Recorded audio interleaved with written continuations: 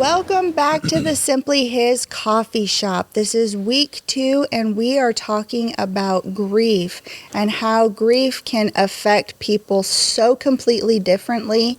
And there is no right way to grieve. So many people do it completely different. So we have Vicki with us again today. And Mom, you had a question that you wanted to ask her. Yes, because I know that in our past year, Vicki has shared some of her grieving, but I wanted her to be able to share with the audience some of it, because I feel like that in the contrast of how people grieve, Right. that first of all, I would just like to say that it's okay to be different. Yeah. You don't have to do it the same way someone tells you to do it. And because you've never done it before on this particular plane in which you're grieving, you may not even know how to do that. Mm-hmm. So the purpose of this program is to kind of give you some insight, the listener, where they might find their most effective place to do their grieving. And so I know, like in our first episode, Vicki talked about the lady at the church that told her just to keep trucking. Right. Well, now that may have been her way of grieving, because maybe she just has to shut down and go home and cry. We don't know what happened after that. Mm-hmm. But at that moment, the way it affected Vicki was a different thing. Then that's for her story to tell. And in fact, if I understand correctly, it's one of the things that helped her, catapulted her into an area and a lifestyle of being able to help other people because of the abruptness of that moment. Right. So what may have been wonderful for this lady and was not so wonderful for Vicki, long legs of it are, Vicki is still using that moment to help other people, whereas this other lady has probably gone on and is with the Lord for all I know. Mm. So, and the reason I feel this is interesting and very, very important is because that was one of the things that I thought, well, I don't even know how to grieve. What am I supposed to feel? Right. Because you're still in shock. Yeah. Your body wants to cry, but your brain is like, wait, I'm numb. Yeah. Right. What just happened? Mm-hmm. Yep. And it doesn't happen overnight. It's like you're 2-3 weeks down and you're still like, I'm a year later still going, what happened? Mm-hmm. Right. Yeah. No, I have not even reached the point of that yet. Yeah. And it's been over a year and I still miss this other part of my life. Right. Mom, do you feel lost? Is that what you're describing? 'Cause when I was think lost. of you, I feel like you seem a bit lost, Ish. but not because of any fault of your own or lack of faith in God or anything like that. And it's weird because as your son, I always saw you with Dad, Right. the two of you as a team, Yeah. and I know the plans that you were laying out for the year that you and I lost him. Right. It was going to be epic, man. They were going to get an RV and go across the United States as surrogates to raise awareness of what we're doing at Skywatch TV and Whispering Ponies Ranch for these children that we serve. You know, victims of sex trafficking and the foster care system and abuse of every kind.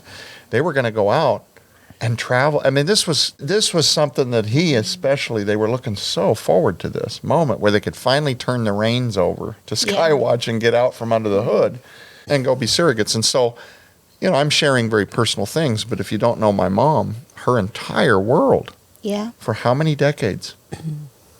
48 years. Almost 5 decades of ministry together. And the only reason I'm asking you this question is, do you feel lost? Is because I think, our sweet friend Laura Olson, who just barely 2 weeks ago lost her husband at a very young age of not quite 60, He was 60. or had He just turned 60. 60. He died of a heart attack, and it was fairly sudden. And I'm telling you, in her case, it was the same type of thing.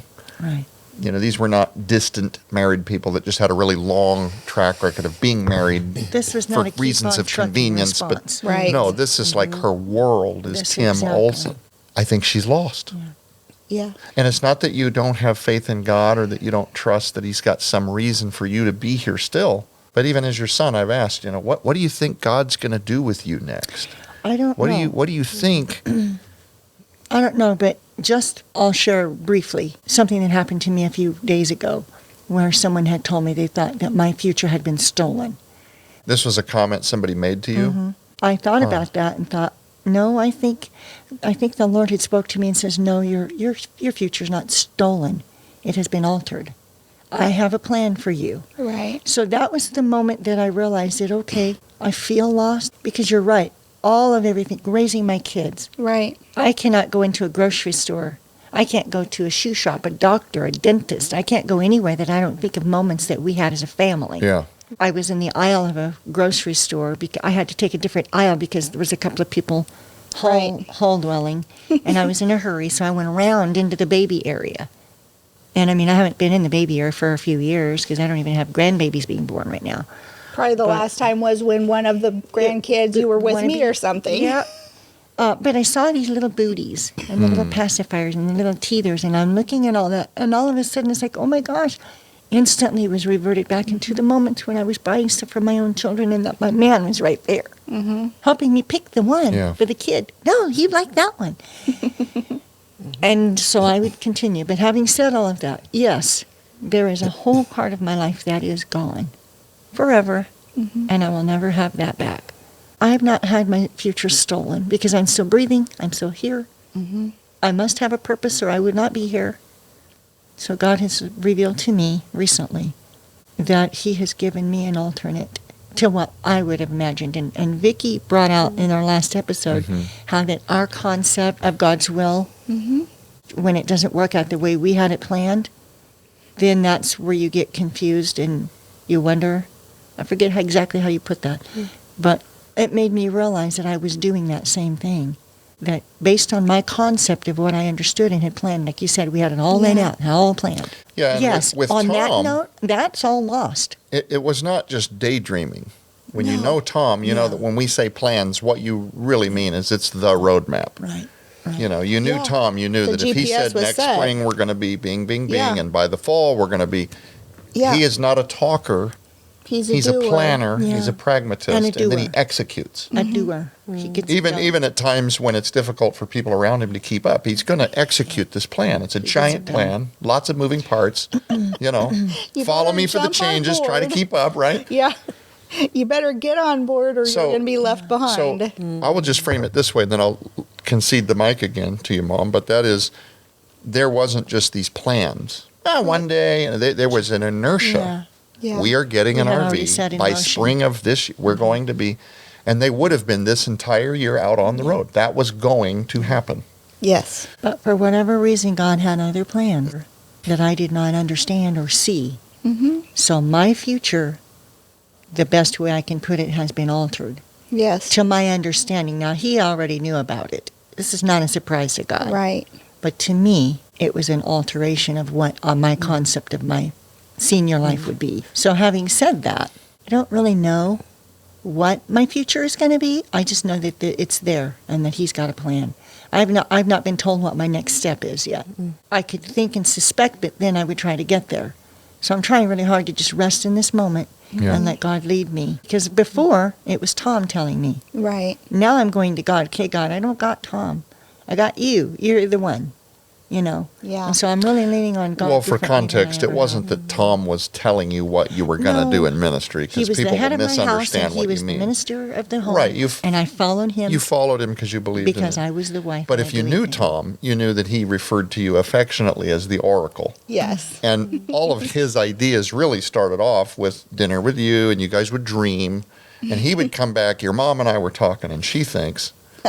So I'm clarifying that, because people will hear you say you did what Tom, and they're going, oh, I got it. So Tom, he made her do things. No, he would get his ideas from her. And then often those became the plans to execute. I don't know that I've had any ideas. I'm waiting for the Lord to tell me. I just know that he's not done with me. That's all I know. Yes. In the meantime, I am working on some Mom, things, situations. it's probably better that right now in this season you don't have some avalanche of specific plans that are wearing on you. Yeah. God has now commissioned me. I've got to urgently now fill my life with this routine. I think maybe it's just that he's giving you this season to transition from what was to what is coming. I think that's Absolutely. true. And I will say, if you did nothing more in terms of ministerial calling than just what you're doing now, whether you're satisfied with this assertion or not, for the rest of us, it's more than plenty. That's what Vicki said in the last one, you lose one parent if you're close, and then the value of the remaining parent goes through the sky almost to the point where you're in perpetual fear that maybe you would lose them too, and now you have no parent. And I am not ready Obviously, God has control over when I say I'm not ready, whether I'm ready or not. Because I didn't think we could do things without my dad the way that God has showed up and allowed for it to happen this year. But Mama's stock is through the sky right now, man. Your importance to continue being the matriarch and what you do for the Skywatch TV ministry, what you mean to the Whispering Ponies Ranch ministry. You know, we've got a lot of big things coming out next year. Yeah. If the Lord tarries, if we don't get raptured out of here or some unexpected world war breaks out, etc. We'll be talking about this a lot on Skywatch in the coming weeks, but we have a lot of plans for next year to launch perhaps new angles to children advocate ministries and so forth. And, you know, Mom, you just being on the poster and showing up to some of this is going to mean a lot to people that follow these ministries. So, yeah, absolutely. Whatever it is. I'm signed up. That's right. But real quickly, let me divert back to a question that I wanted to ask Vicki, because I feel like this will help other people out there. So that contrast that we were talking about in grieving. Can you share with us a little bit more about how you dealt with your mom and that grieving process and how you got to how you got through it, or maybe you're not through it, or where you're at, I should say. Are you? Is there a through it? Yeah. I'm through the chaos aspect of it. And, you know, hearing you describe where you're at now a year later, and this is not to discourage anyone out there listening, because everyone's timeline is different. Absolutely. Right. I was there about 5 to 7 years, and I was very taken off guard by the way that I grieved, because I had spent my entire life building this armor on me where I'm never going to crack. I'm never going to show anyone my emotion.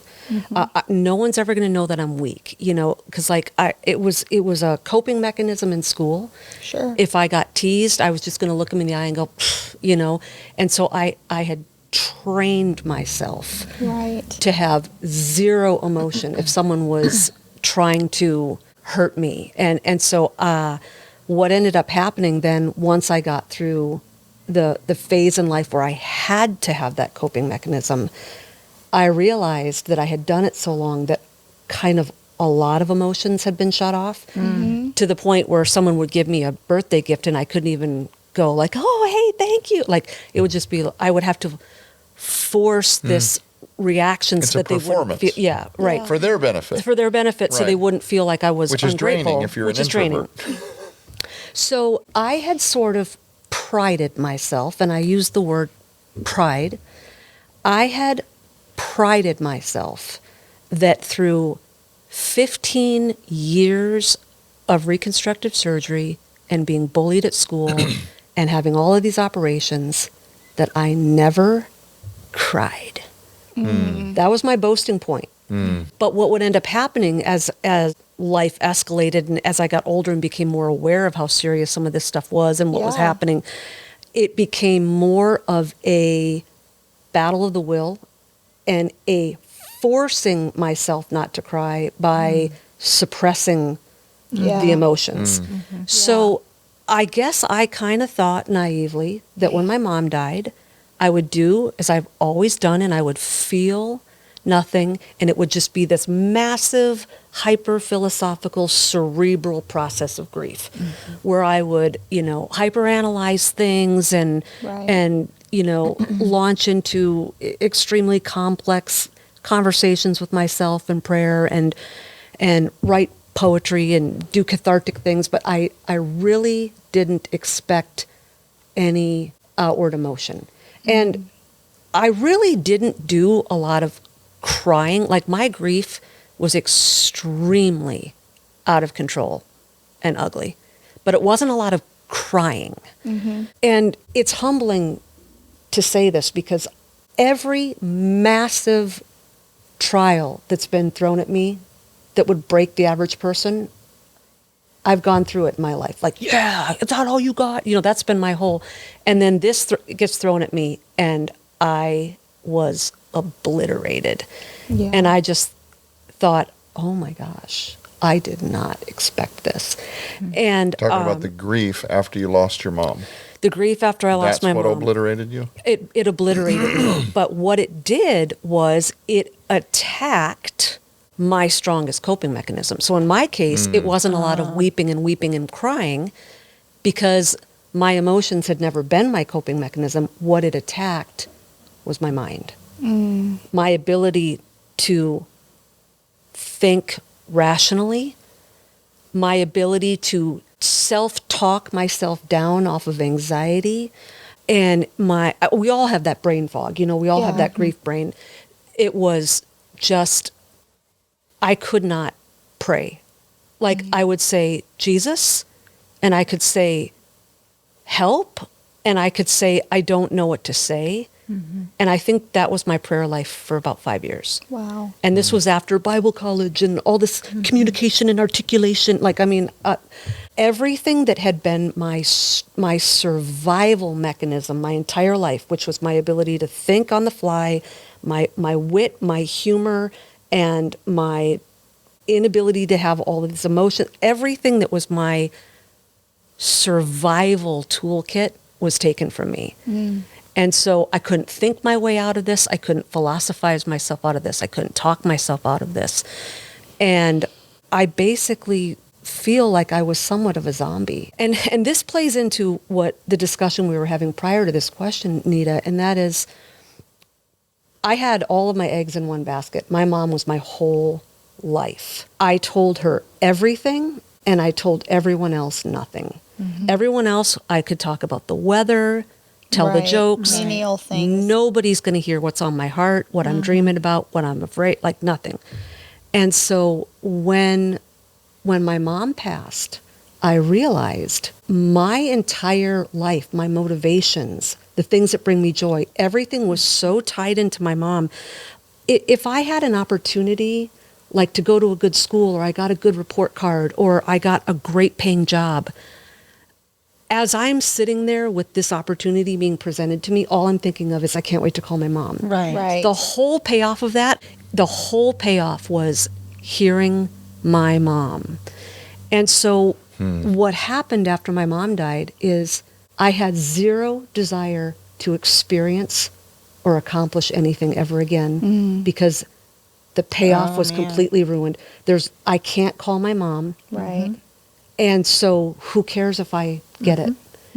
And I sort of resolved, and like I said, it was about a 5 to 7 year period where I thought the rest of my life is going to be rousing myself up after an alarm clock, getting dressed, going to some job I don't care about, paying my rent, eating dinner and going to bed, rinse and repeat, rinse and repeat.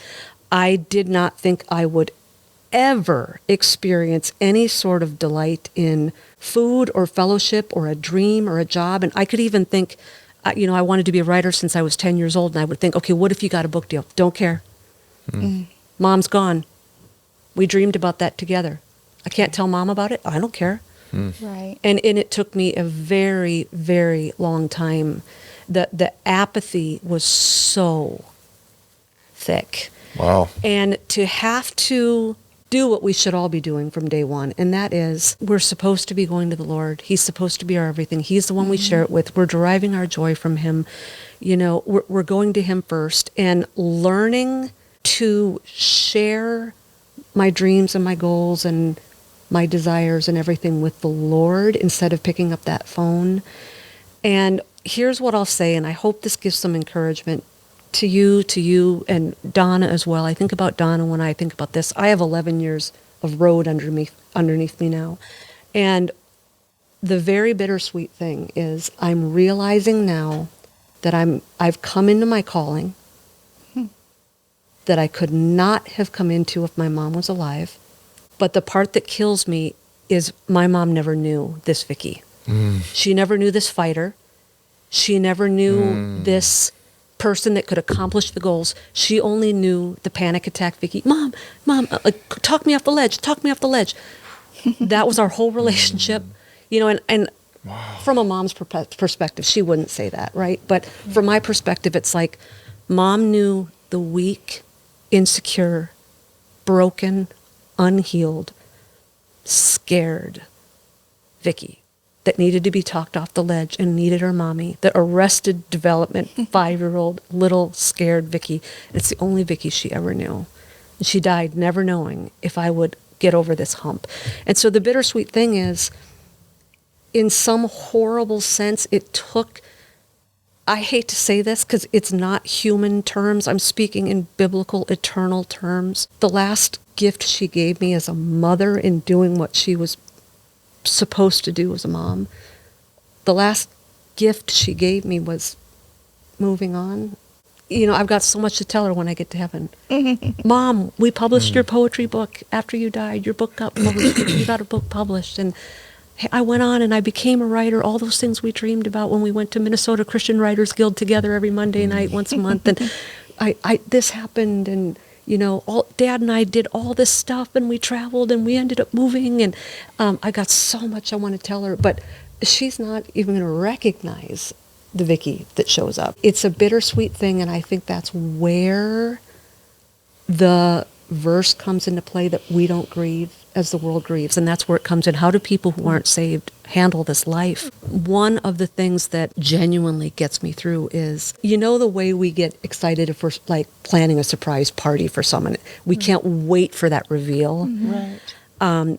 I can't wait for that reveal when I see my mom and say, I've got so much to tell you, what I've seen the last 40 years. And then she's going to say, well, I've got a few things to share with you because I've seen a few things that you haven't seen while you were down there, right?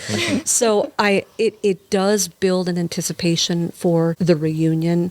But if I don't watch myself and I'm gloomy, I will mourn that she only knew the broken Vicki, and she never got to see with her own eyes yet the fruit of her 67 years of prayer for me.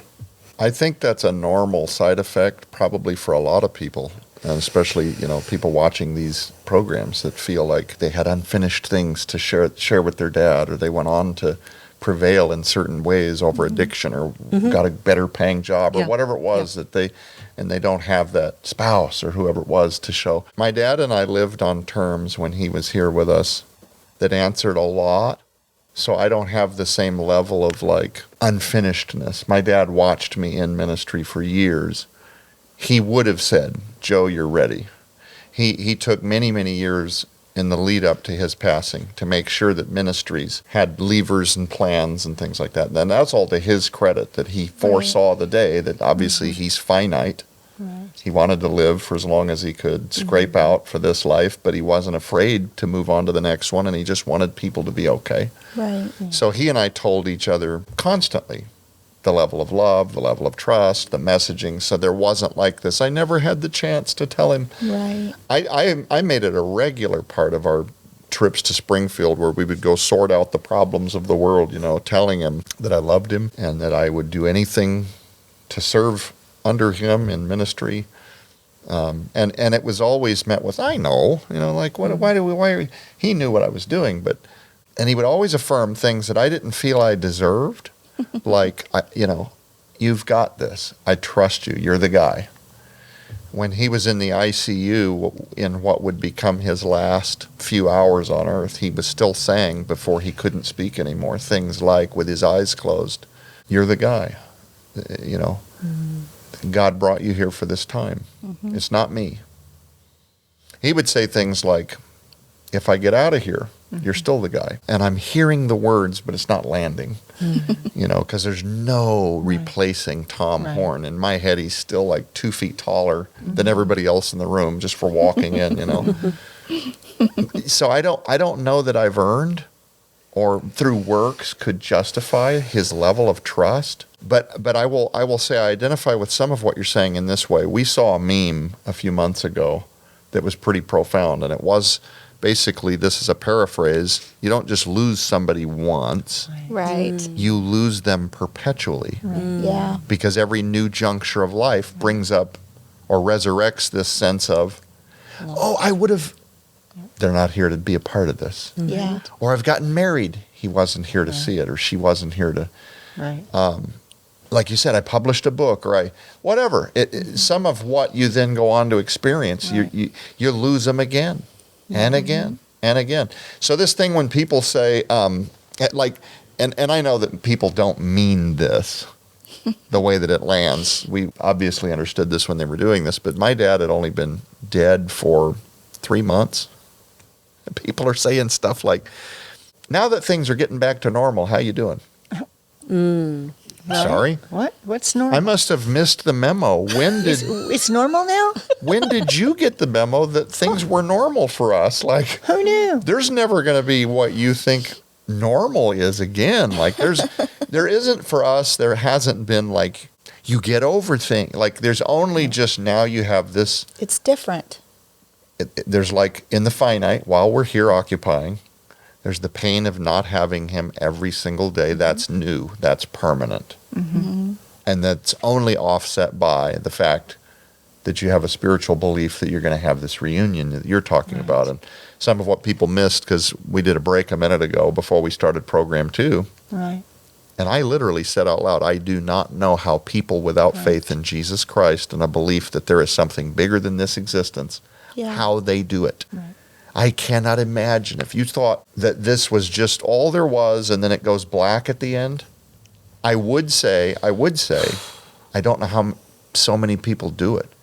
And then you look at the suicide rates are through the ceiling, and the depression and the medications and the bipolarness and the just crushing sadness that people are living under. And you're like, well, evidence suggests that they aren't. Right. Making it without a belief in a heavenly Father and that there's something bigger than this. So I don't know if all of that makes any sense. No, I'm being ultra transparent here. I don't even talk like this on TV, but something about this place, the Simply His coffee shop, it kind of loosens you up a little bit and you end up sharing things that you normally don't talk about in public. But I don't have regrets. This list of unfinished things that I wish that I would have told my dad because of how good things were when he was here. Mm-hmm. But like, even though he had a belief that the ministries would go on, I think I kind of needed to see a lot happen this year. Mm-hmm. You know, I don't have the same level of faith in me that he had, right? And by default, as he's gone, a lot of what was Tom Horn just landed on me. Right. And you can be ready and you can lay plans and you can talk strategies, but at the end of the day, you're kind of holding on to see if the roller coaster ever comes to a complete stop, and then you check yourself and, you know, we made it. You know, like we made it through another season of totally unknown without your leader. You know what I'm saying? Right. And I can't take credit for that. That has to be a God thing. That has to be God saying, at least for now, I have plans for Skywatch TV and Defender Publishing and Simply His and all the things you're doing. Right. Whispering Ponies Ranch. Well, but just to close my thought on this, I would, with every season where we're hanging in there and doing well, God has blessed the ministries. The first person, Vicki, that I want to go tell, look, Dad, you know, it's working. We did do it. You know, not that we could do anything, but God has seen if he can talk through a donkey or a burning bush, somehow Joe Horn holding on to the steering wheel with a bunch of really devoted staff, somehow we went over some speed bumps and we're still here. Dad, look at this. Because his faith and belief, I think he even knew that a lot of stuff would not survive the way it always had without him. Right. Absolutely. How could it? And so as much as he told me he had faith in me, he was always transparent too about the choke points, which we're not going to litigate. But there was a list of things, you know, son, if this happens, your ministry is toast. If these things don't get done, you have X number of months. Like, he was always very sober. Right. And so you see what I'm saying? Trying to balance, I have faith in you and I believe in you. And I think God's going to do some things with this ministry when I'm gone. But here are some levers that don't negotiate with reality, that have to be pulled. But he was Is this making sense? Like, yes. There's been no resting on laurels or throwing our feet up or coasting on yesterday. It's been a lot of hard work. And I want for him to see what's happened when there are those victories and successes. If we get insurance and we roll into next year and we've got robust camps happening, and every time we take them down to the pond. There's going to be so many ways that we're going to feel that way, Vicki. Oh, I wish my dad could be watching this. It really did survive him. It really did. It really worked. You know what I'm saying? Yeah. I absolutely know what you're saying. And I think that that's going to be one of the really human aspects of heaven when Jesus comes in humanity. And we all sit down with the jumbotrons and the videotapes that everyone's always talking about. Because, we're talking right now about what we want Tom Horn and Eileen Anderson to know about right now in this moment, this blip of a moment. But in another blip of a moment, we're all gone. Right. And then in another blip of the moment, the kids are gone. And Yeah. when we get to heaven, we're going to find out, there's going to be people who lived 100 years ago. They're going to find out, that little Bible study I started Right. in my living room turned into a church, and then it turned into a mega church, and then these people all came to Christ, and then that missionary who started a Reformation in America Yeah. came from Right. that. Like, we're all, Absolutely. we all sit here thinking we're doing these meager little breadcrumbs Yes. for Jesus. Even if we have a Yes. big ministry, Yeah.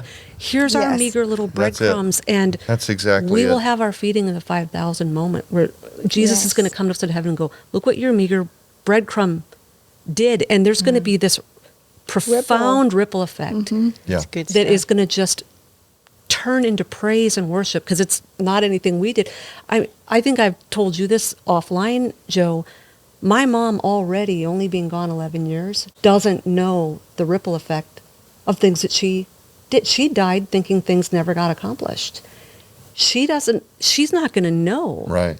Hey, I posthumously got a book published and people read it, and they came to know Jesus through it. And she's Yeah. got so much more than just the life she lived waiting to be That's true. unveiled for her. And we all have that waiting for us. And so that's why we can all pass on in hope, knowing that we brought our little coins to God, and that even after we died, the fruit of our life and our ministry and our words and our finances and our testimony to our family will have a ripple effect that will not end after we die. Right. Something that really agrees with what you're saying, and I'll share this because this was always really special for my dad, but this also kind of flips the paradigm. And if you think about the fact that we're in this room right now, probably because my parents were obedient through decades of ministry, like you said, one little part of the road map leads you over here, and then you're here, and then you're over here. And then you look at all this stuff, and you think, this is all a side effect of my parents being obedient. But rewind. You ready for this? Okay. Shatter the paradigm a little bit. My dad remembers being about 5 years old before he passed away in a little tiny country church with a little Sunday school teacher whose name he could not remember for the vast entirety of his life, post about the age of 6.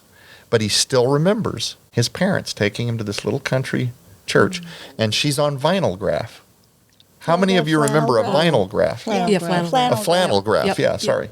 The little blue piece of flannel, and you stick Yeah. these little paper doll-looking characters to it, so that when you tell The about story, Jonah yeah. and the whale or whatever, you know, it's like animated almost. Right. This is Right. cutting It's a edge. cartoon. Yeah.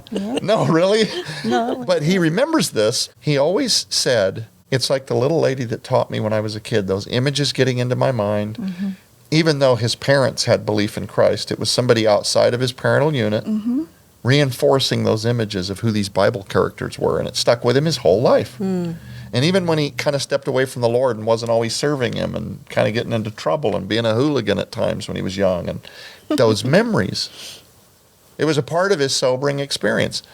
And so we often talked, I wonder what would life have been like if his parents had just not demonstrated faith, or not taken him to the little country church where these images would get into his cerebral and be a part of the way he, a lot of psychologists, you know this, Vicki, because you write about a lot of this type of stuff, but they say that most people have developed most of their worldview between, I want to say, the ages of 5 and 11, that formative stint where they're going through 5, 6, 7, 8, 9, 10, 11. By the time they hit their teens, most of the automatic function of a person is pretty well set. The way they view life, the way they view religion, the way they view authoritative figures or love, or it's all based on the people around them, for good or bad. And then beyond that, you're either trying to work to repair, or work to fix, or work to excel in these things that are mostly a part of the automatic build of the way the person's psyche has been developed. So I said all that to say, if you're a person out there and you're doing what Vicki describes, giving God these little breadcrumbs, you have no idea who is in your classroom. Right. Yeah. Who is watching your flannel graph. You have no idea.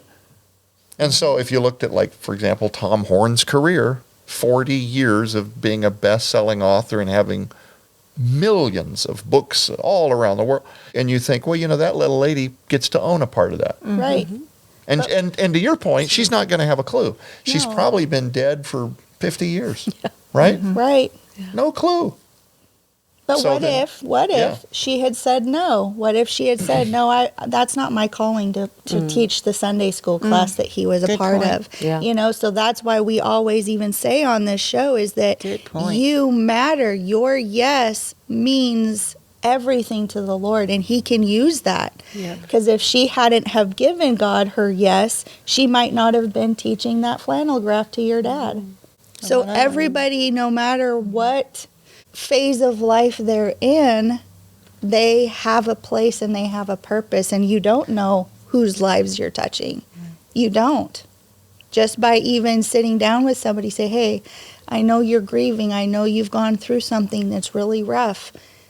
I'm here for you. I'll just listen. I'm a safe place. Because sometimes, people just even need that to know that, hey, if I go and I say, I'm really angry at God because I lost my husband, or I'm really angry that God took my child. I'm really angry.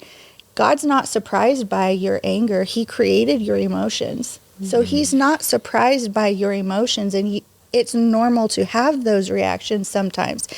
But it's what you do with those emotions in the end is what makes or breaks you to a degree, So it's okay to have the hard emotions and be messy.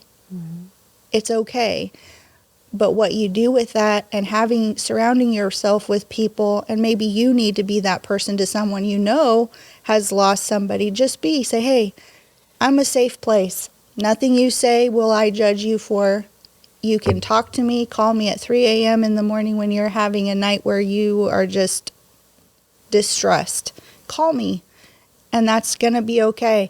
Just even being that person for someone is huge, because maybe you don't know what grieving is, because you haven't had to lose anyone in your life. But just knowing what we've all talked about might help somebody in your life that you do know. So be aware of that. How you talk to people, don't flippantly turn that off. That's not what God would want you to do. But being sensitive and saying, it's okay, come and talk to me. We can have these hard conversations. Again, grieving, she went through 5 to 7 years of grieving really hard stuff, because you have to learn then how to pick up the pieces. Because it's so messy, messy. Life is messy. Like Mom said, she's like, I don't know yet what my life means, but I'm here for it. I'm here. God, what do you have for me? What are the next phases of my life?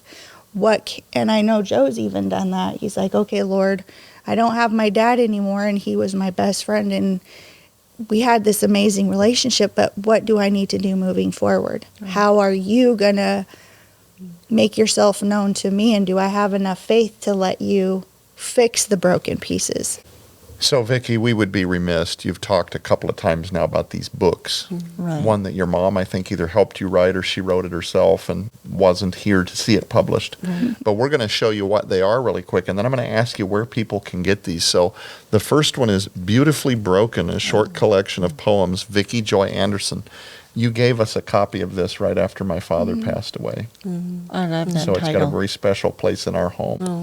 And the second one is Harps Unhung, Praising God in the Midst of Captivity. And this is the 10th anniversary special edition. Eileen Gale Anderson, Vicki Joy Anderson.